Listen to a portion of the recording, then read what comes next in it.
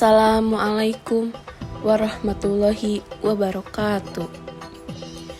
Alhamdulillahirabbil alamin wa bihi nasta'in wala umri dunya waddin wassalatu wassalamu ala sayyidina Muhammadin wa ala alihi wa sahbihi ajmain, amma ba'du. Selamat sejahtera saudara-saudari yang terkasih. Mari kita berbicara tentang kepemimpinan dalam Islam, khususnya pada zaman Nabi Muhammad SAW. Kepemimpinan yang dibawa oleh Rasulullah adalah sebuah contoh yang luar biasa dan inspiratif bagi kita semua.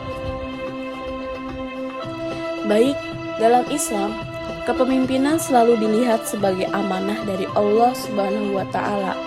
Nabi Muhammad SAW adalah utusan Allah yang diangkat untuk membawa risalahnya kepada seluruh umat manusia.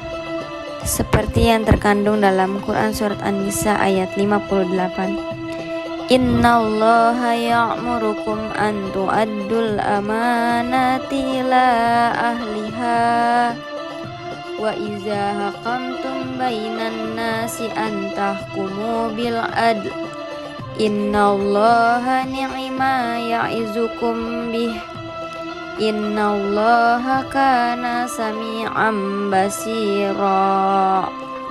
Artinya, sesungguhnya Allah menyuruh kamu menyampaikan amanat kepada yang berhak menerimanya dan menyuruh kamu apabila menetapkan hukum di antara manusia supaya kamu menetapkan dengan adil. Sesungguhnya Allah memberi pengajaran yang sebaik-baiknya kepadamu. Sesungguhnya Allah adalah Maha mendengar lagi Maha melihat. Quran Surat An-Nisa ayat 58. Sebagai pemimpin, beliau membawa pesan-pesan kasih sayang, kedermawanan, dan keadilan. Salah satu aspek penting dalam kepemimpinan Rasulullah adalah keadilan. Beliau selalu memastikan bahwa setiap individu tanpa memandang latar belakangnya diperlukan secara adil. Ini mencakup hak-hak individu, termasuk hak atas kebebasan beragama dan hak atas properti pribadi. Kepemimpinan adil ini memberikan contoh kepada kita semua bahwa keadilan harus menjadi landasan bagi setiap pemimpin. Selain itu, Rasulullah adalah seorang pemimpin yang mendengarkan. Beliau selalu memperhatikan aspirasi, keluhan, dan kebutuhan umatnya. Beliau tidak pernah bersikap otoriter atau mendikte tanpa konsultasi. Ini mengajarkan kita pentingnya mendengarkan dan merespon kebutuhan umat saat memimpin. Tidak hanya itu, Nabi Muhammad juga memberikan teladan dalam mengelola konflik. Beliau selalu berusaha untuk menyelesaikan perbedaan dengan cara yang damai dan menghindari konfrontasi yang tidak perlu.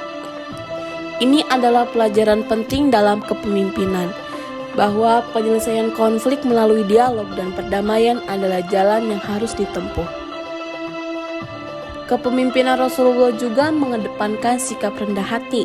Beliau tidak pernah menggunakan kekuasaan atau statusnya untuk tujuan pribadi, melainkan selalu dalam rangka melayani umat. Ini mengingatkan kita bahwa seorang pemimpin sejati adalah pelayan umat, bukan sebaliknya. Selanjutnya, dalam hal kepemimpinan, Rasulullah mempraktikkan keteladanan. Beliau adalah teladan hidup bagi manusia dan umat Islam dalam berbagai aspek kehidupan, termasuk ibadah, moralitas, dan etika. Pemimpin sejati adalah orang yang menginspirasi melalui contoh hidupnya, seperti yang dilakukan oleh Nabi Muhammad SAW. Kepemimpinan zaman Nabi juga mengajarkan kita tentang pentingnya kasih sayang. Rasulullah selalu menunjukkan rasa kasih sayang dan kepedulian terhadap umatnya. Beliau tidak hanya berperan sebagai pemimpin politik, tetapi juga sebagai figur spiritual yang mengarahkan umatnya menuju kebaikan dan keberkahan. Terakhir, kepemimpinan zaman Nabi mempromosikan nilai-nilai moral dan etika yang tinggi. Rasulullah mengajarkan umatnya untuk berperilaku baik, jujur, dan bertanggung jawab. Ini adalah landasan yang sangat penting dalam membentuk masyarakat yang adil dan beretika.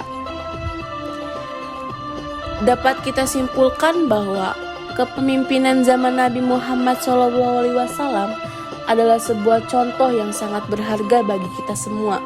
Beliau adalah pemimpin yang adil, bijaksana, dan penuh kasih sayang. Beliau mendengarkan umatnya, menjalankan keadilan, dan memimpin dengan keteladanan. Semua tindakan dan keputusan beliau didasarkan pada petunjuk dari Allah. Dan beliau selalu mengutamakan kesejahteraan umat di atas segalanya. Kepemimpinan Nabi mengajarkan kita untuk memimpin dengan integritas, keadilan, dan kepedulian terhadap kebutuhan umat. Semoga kita semua dapat mengambil pelajaran berharga dari kepemimpinan zaman Nabi Muhammad SAW dan mengaplikasikannya dalam kehidupan kita sehari-hari. Terima kasih atas semuanya. Semoga Allah senantiasa memberkahi dan memberi petunjuk kepada kita semua. Mungkin hanya itu yang bisa kami sampaikan. Kurang dan lebihnya kami meminta maaf. Wabillahi taufiq wal hidayah. Wassalamualaikum warahmatullahi wabarakatuh.